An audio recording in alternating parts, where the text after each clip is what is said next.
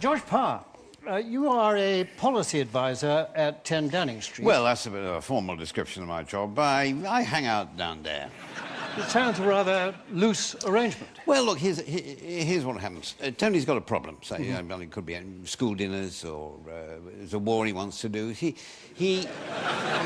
just, gets some of his mates round, people he can really trust and people who can really trust... Well, anyway, he gets them around. Yes, this has been described as sofa government. Well, that's just a media buzzword. It's not the way it is at all. So how would you describe what you do? We sit on the sofas and we run the country.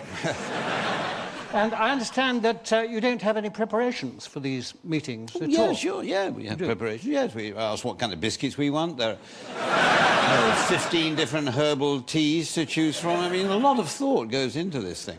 But this is exactly the criticism that Lord Butler made in his report. Well, Lord Butler, he's a different generation, isn't he? I mean, there's been a lot of changes since he worked for Gladstone or whoever it was, So there are no notes taken at these meetings and there are no minutes.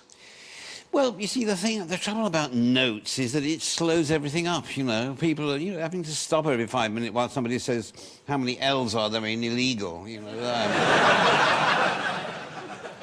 Doesn't this store up trouble for the future? Oh, no, absolutely the reverse. No, if you don't take notes, then, 2 years later you won't have to black bits of them out.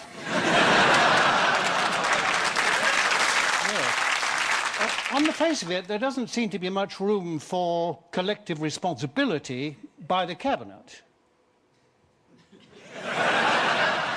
By the what? The Cabinet?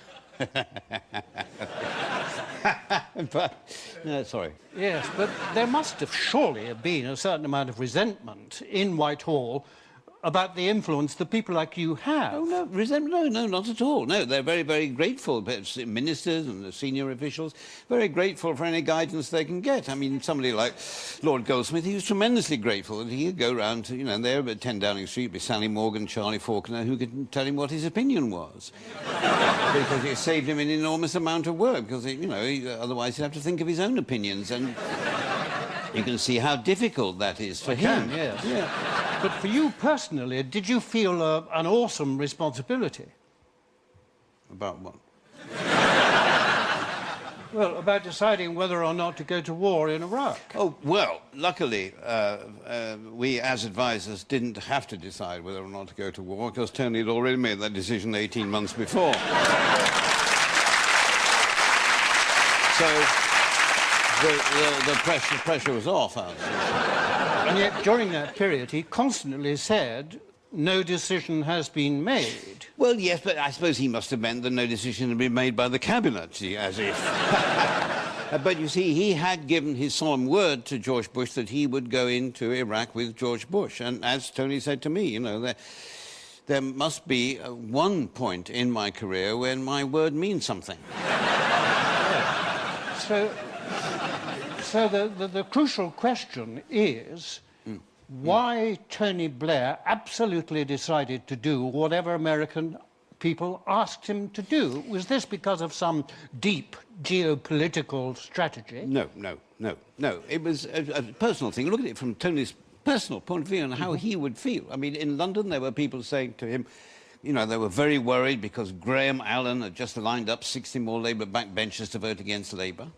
The next day he flies to Washington and there's the most powerful people in the world telling him what a wonderful guy he is.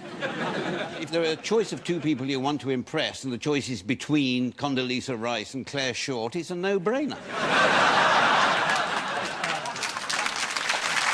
Surely you're not saying the reason that this whole episode in Iraq took place and Britain's involvement in it was simply because of the Prime Minister's vanity, are you? Look, all I'm saying is if you address both houses of the American Congress and you get 14 standing ovations, it's a bit of a downer to come home and there are 1 million people in the street shouting about what an arsehole you are.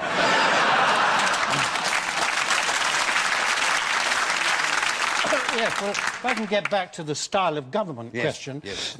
Jack Straw has said in his riposte to Lord Butler's report that in future policy won't be made by small groups of people informally meeting like you without any records being made and no accountability. Well, if Jack's right, it must be true.